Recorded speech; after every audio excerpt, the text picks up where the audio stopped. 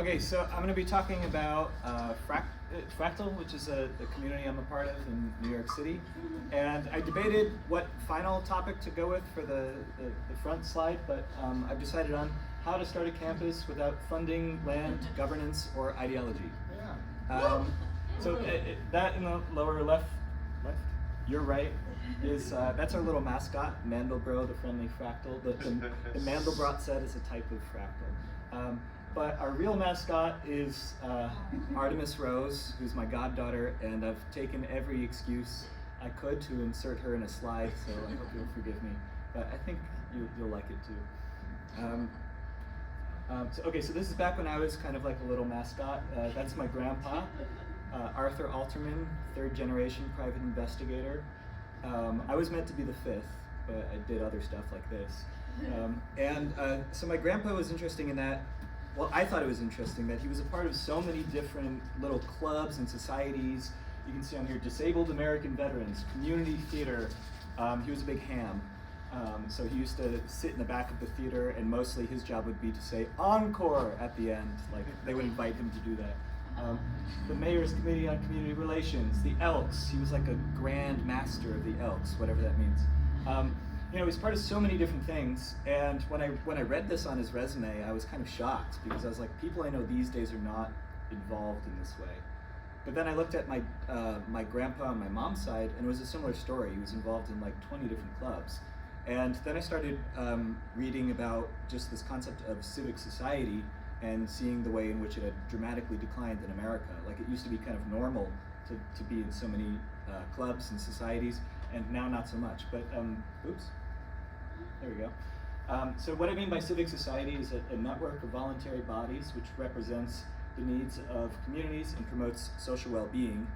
And unfortunately, I believe, since about the late 1960s, there's been a precipitous decline of membership in chapter-based societies in America. This only goes to 2000. This is a figure from Bowling Alone, which I highly recommend, by this sociologist Robert Putnam. But then, of course, we see the introduction of and heavy use of the internet, like right around here. And if this graph were to keep going, you would see it basically like start plummeting. To the point where in 2023, the Surgeon General of the United States declared an epidemic of loneliness and isolation, given that loneliness seems to be affiliated with basically every major cause of death. Now, thankfully, just by being here,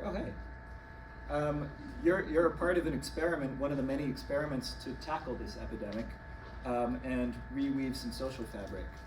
And there are many attempts out there. There's like network states and intentional communities and group houses. A lot of them, for instance, will be amassing a bunch of capital and maybe even some LPs to invest in community property. Some of them will be finding plots of land to establish a homestead.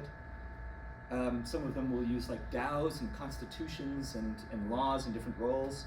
And a lot of them are united by an ideology or an idea, like effective altruism, let's say. And I think all these things are really exciting, and I'm actively following all of them. But I'm going to talk to you about our experiment, which basically involved none of these things. It has zero budget, it has literally no rules. We don't define ourselves as anarchists because we don't look like that, but it has no rules. There's like no constitution. I don't think there's ever been a vote called, and there's no ideology. It's basically kind of just an extended friend network that was founded in 2021. We've been starting to call it a neighborhood campus because it kind of combines the best of a neighborhood with the best of a college campus. There's Mandelbrot again. And now it's grown into having a community-run university. We call it Fractal U. It's got 30 plus in-person courses, everything from quantum physics to computational biology to tango to clowning, which I'm told I introduced someone in the audience today too. Very happy about that. And many other things. We do 3 semesters a year. There are many events, over 100 per month with thousands of attendees. We have a big housing network with, it all started really in this big apartment building, but since people have moved out and started their own group houses kind of in the vicinity. There are a bunch of venues and third spaces that host dances and classes and film screenings and things like that. And the newest thing is we have this center called Fractal Tech that has this AI coding bootcamp. It has a really good placement rate so far, 5th cohort, and 100% of people have been placed in jobs. And it's also a co-working space, and it's a place where startups start, and we'll probably start an accelerator soon. But I want to emphasize that it didn't really start from a utopian vision of how life could be.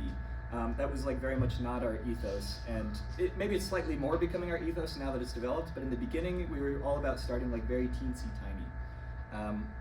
So here's the story of that. Back in 2019, I had this vision, and the vision was I really wanted to raise kids, but I didn't want that to come at the cost of a kind of like magical adulthood that I experienced in my college times, when everyone was having like late night conversations about philosophy and like starting startups and debating Kant and all sorts of crazy stuff like that.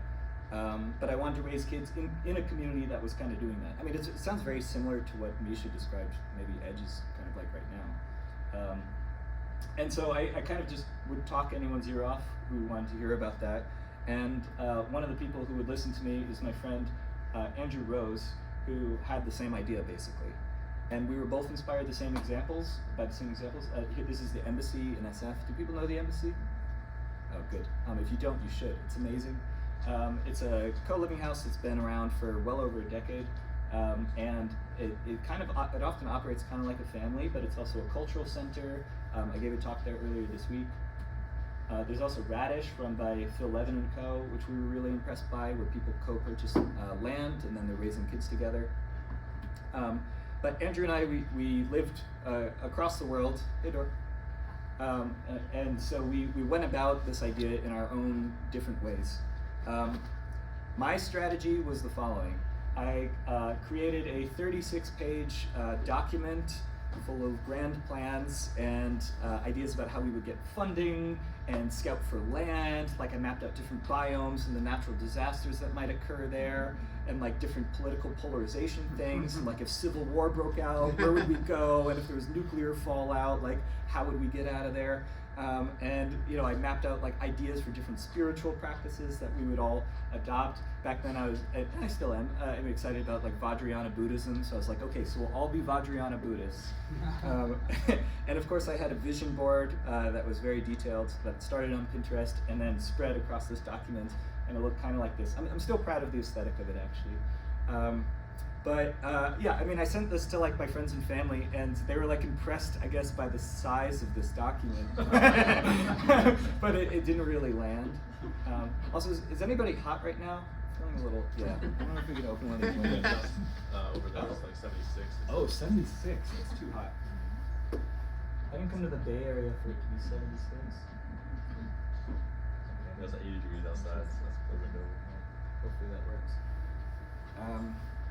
Okay, so that was my strategy. This kind of like, I don't know what you would call this, like epic first strategy or something like that. And then my friend Andrew Rose, who I mentioned earlier, and his wife had a very different strategy. So, well, they didn't really have a strategy. That's the thing. They got this apartment in New York in this building called the McKibben Lofts. Has anybody heard of the McKibben Lofts? That's surprising. Were you one of the, you just went like this? Party spot in college. Yes. 13 years ago. Exact. Can you describe what it was like back then? It was chaos. Chaos. It's like an old industrial building where old factory turned into lofts. Exactly. Old factory turned into lofts, like artists hunching over. Like back then it was like there was barely any heating, I think, in a lot of the places. So people would like hunch over like garbage cans and just burn stuff. And then there would be like parties on the roof all the time. Anyway, by the time they moved in, it was like still kind of like that, but not exactly how it used to be. And they just had no idea of its heritage. But because of that heritage, it ended up being this place where you can kind of do whatever and the owners just don't care. And so they took advantage of that in ways you will see. But I want to emphasize that they started, like, as opposed to my way of going about it, they started teensy tiny, just one apartment with a guest room, and they invited friends to stay in their guest room. One person that they met and moved in with was this guy, Daniel Goliar, who started teaching civic classes in the living room. And with him, they started hosting these small dinners. And initially, it was really nothing impressive. I think this is one of the second ones, and there were 6 people who showed up. Two of the people were really good friends, but ended up not becoming a part of the community. A person who's cut off on the left here ended up being like a bit of a psychopath and like trying to sue them, and like it was a total mess. Like the whole thing almost fell apart. But if you look at a lot of success stories, they started like pretty small with a lot of like rough and tumble often. And yeah, so then they lent out their living room to kind of whoever wanted to use it. This is Daniel leading his class on New York City government.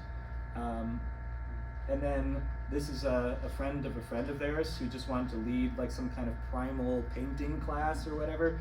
They covered their hands with paint and painted on the floor. And you know, as you can see, they got paint all over the floor. But because it's the McKibben Lofts, like nobody complained. And then gradually over time, the dinner started growing and becoming more popular. And then like magical little serendipitous coincidences started happening. Like someone came to one of these and they were about to get kicked out of the country because their visa had some problems with it. And she met an immigration lawyer who actually worked her case and fought for her, and now she was able to stay in the country. This is this guy Charlie Levine, who's possibly poet on Instagram if you ever want to follow him. And he became that way because this is the dinner at which he said, he confessed to we had these lightning talks, so he confessed to the group, I've always wanted to become a poet, but I've never had the courage to do so. And so people like dared him to go out and just write poems in the park. And so he got out in Washington Square Park with his typewriter, started doing that, and became so popular that now he's been able to like quit his job. And in that first weekend, he made enough money to pay his rent and pay money back to his ex-girlfriend who he owed a bunch of money. So he's like, okay, maybe I can do this. And like now when you walk into a park in New York, you'll often just run into him and he'll be like typing away poems. So the timeline of this was in 2021, this couple that I'm friends with moved into the McKibben Lofts. In 2022, they threw the first Fractal Sunday dinner, but Fractal was just the name that they called it. They didn't really have any ambitions beyond it. They also started, I think illegally, leasing the apartment across the hall so that their friends could move in. So then there were 2 leases at once. And they went into credit card debt to do that because they believed in like the social fabric of what they were building. But then more and more friends started moving into the McKibben Lofts until it was about, by the time I arrived around 2023, I think it was like 10 different apartments spread across the building. And one of those apartments that popped up was apartment 1G, which is now called Merlin's Place. And they had this amazing double-decker apartment where the top was set up like a co-working space, or continues to be. And the bottom is kind of set up for classes and dances and raves and things like that. And that made it so that it was possible to launch Fractal University, which is this peer-led university that we now have that started teaching classes in this double-decker apartment. And often we would have 2 at once, where the one on the top would be like more lecture-based, and the one on the bottom here would be more movement-based. And then in 2024, the Fractal Tech Hub, which I mentioned earlier, opened, and then that's seen like an explosion of kind of economic activity, new marketing agencies being founded, and startups and accelerators and things like that. This is the Tech Hub. And then in 2025, we're not really sure what it's going to hold, but the first thing that we're launching is this thing we're calling the Campus Accelerator to try to build more of this formula that we discovered.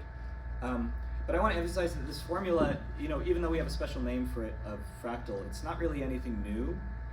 It just takes advantage of organic growth of existing networks. And in that sense, it's a little bit like NYC's Chinatown. Has anyone ever been there? It's pretty incredible. Like, they've been able to stream things across the street. The whole aesthetic is it's like a whole different world. All the signs are in Chinese.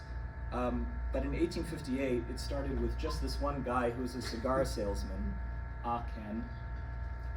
And this is a photo of his boarding house that he started. And I mean, if we put this in modern terms, it was a little bit like a co-living house, you might say, although a little bit more densely packed, as you can see. And so Chinese immigrants would arrive, and then they would stay at Ah Ken's boarding house, and then gradually they might move out, start working for his business, but also bring their families over, start their own businesses, and then that began the formation of modern-day Chinatown. So it's kind of a different approach than a lot of what we see out there, where many communities maybe start with a whole like big banner, and it's like, here's the amazing video of what we're doing, here's the land, here's the money that we have.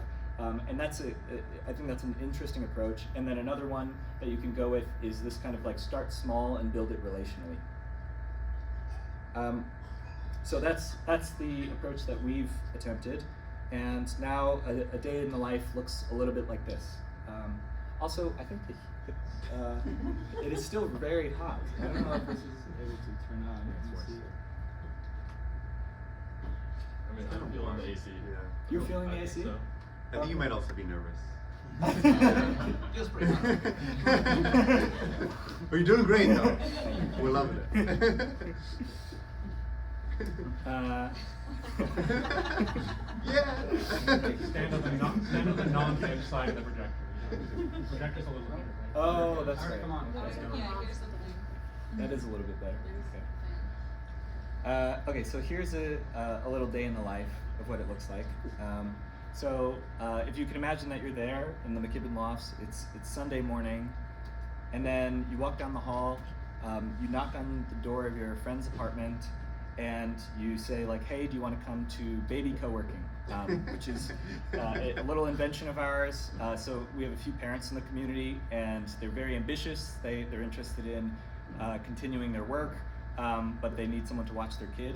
So they actually trained us like how to hold the baby. Like we just didn't know. We're modern urban people, so we learned how to hold the baby, how to burp it, how to change its diaper, like all these things that you don't really learn as a young person. And then as you can see here, we booked ourselves for little babysitting slots while everybody else co-worked. And then maybe you work on your personal projects at baby co-working, and then afterwards you go to our potluck brunch. So we always do it potluck style because we find that it's just lower maintenance and that results in less burnout from organizers when people bring all their own food. We're actually going to do one of these tomorrow at the Commons in case you're around in San Francisco. And then afterwards, maybe you go down to the basement and you take a class. This is one of my friends, Alicia, teaching our class called Body Mind Work, where we applied different body-mind systems from clowning to Tai Chi to yoga to like how do you re-enchant working with spreadsheets and emails and all these modern things that kind of suck to work with. Alternatively, after brunch, you might go on a trash cleanup, which we organize sometimes. And this is us going around the neighborhood with like little clubs, and we did it immersive theater style, where my friend Priya played the trash witch that really loved receiving trash, and she would give you gold coins in exchange. And then in the evening, you might go out with your friends and maybe do some co-working on like a new play that you're developing. So this is our immersive theater club, and we spent 3 weeks in character trying to role play as world historical figures. And this is us kind of rehearsing a new play that Mars was writing at a local bar. So what we kind of created, and I hope we can spread, is kind of the magic of college, but applied to adult life. And so for this reason, we've been trying to call it maybe a campus as one possible label. Another is a neighborhood campus, because it kind of combines the best of like a neighborhood and a campus. But so far the one that's sticking is just a fractal. And as for what that means, it's still being defined, but we're really interested in this possibility that maybe you can just define a new social form. So in the 4th century, we saw the rise of churches. In the 12th century, town halls. Oh, let's go. There we go. Town halls only started really existing in the 12th century. Summer camps in 1861. And you see this tradition of creating new social forms continue. So in the 2000s, you saw the rise of hackathons. With Y Combinator, there was the proliferation of accelerators. And then co-working spaces really started kicking off with WeWork, to the point where in almost any city, you can't walk too far without running into a co-working space. So what is a fractal if this is a new social form? Our first version of this was just to tell people to come and see, because it was a little bit hard to describe. Version 2 was just kind of like pointing to this little diagram and saying like it's this, but that didn't really quite define it. So our new attempt is to call it, or to term it as something that's a micro-society with 3 different components: village, campus, and culture. And those are like the 3 kind of pillars. And by village, I mean it's something where we live within a 5-minute walk and help each other raise our kids. It's a campus because we build things together, so startups, research groups, nonprofits, and we're exploring new fields through this community-run university. And in terms of culture, we throw these parties that are now kind of like micro-famous in New York City, and make music, we host salons, but then generally we're just about trying to like establish the good life. And so that's, I mean, the main motivation is just to do it because it's fun, but we're also interested in this as a response to the loneliness crisis, since a lot of us have friends spread across the US who are in these very isolated situations where we can't help them with their kids, or when they get sick, like there's no one to give them soup, or if they get depressed, like there's no one to come visit them. So we would love to reweave social fabric.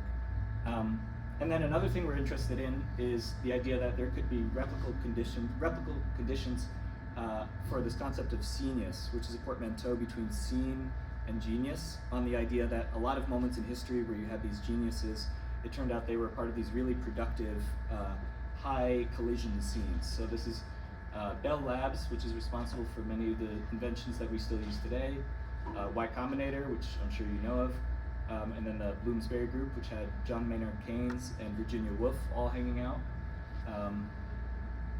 But yeah, the main motivation is just that it's fun, and so we hope to spread this very fun thing across the world. And so last month we launched this accelerator that we're calling the Fractal Campus Accelerator. Originally it was the Fractal Accelerator Program, but then we realized that that spelled out FAP, so we decided to change it to CAP, which is the Campus Accelerator Program. No FAP. And then last week, we were not really sure how many people would be interested in this thing, because it's kind of a niche new invention. But it turned out that 17 different crews from around the world were. So now they're spread across North America mostly, and parts of Europe, but then also now there's a Tokyo one that we're really excited about. And our real hope is that, like, when people graduate college in the future, that it wouldn't be like this feeling of stepping into a void. Because one thing that we found is it really does a really good job of weaving together your social scene and your existing friends and your family. And so the hope would be, like, when you're graduating college, maybe you're with your crew and you're ready to launch your own fractal, or maybe find one that exists in whatever town you're moving to. And, you know, this is all kind of like this presentation I made for a very Bay Area audience, and so it's very galaxy brain and high level and like utopian and things like that. But I thought I would like really emphasize in these final slides what it really means to me. And I do think it is utopian, but for me the utopian aspect of it comes down to the teensy tiny. And so a big part of utopia for me has been, building Fractal University and other organizations with my homies. Like, this feeling of building things with your friends is, rather than colleagues, is amazing. But it's also when you go to your friend Liam and Joss's wedding and you realize that these nerds and artists you've been hanging out with can party like animals. And like, this guy is a total nerd, and he's like really cutting rugs and doing some amazing moves, and I was very impressed. But it's also, I mean, it's become a family thing for me. So it's when your family like has come to the brunches and they're like, oh, we really like these people, to the point when we're talking about co-buying a multifamily home within the radius of the community, and my parents are going to help me and my sister raise our future kids together. It's also, you know, a constant source of inspiration. Like when my friend Andrew, and I give him my novel that I've been working on for 6 years, and he tears it apart, as he should. However, he tells me, like, keep going, I think this is important, I think you should really like publish this someday, and don't give up.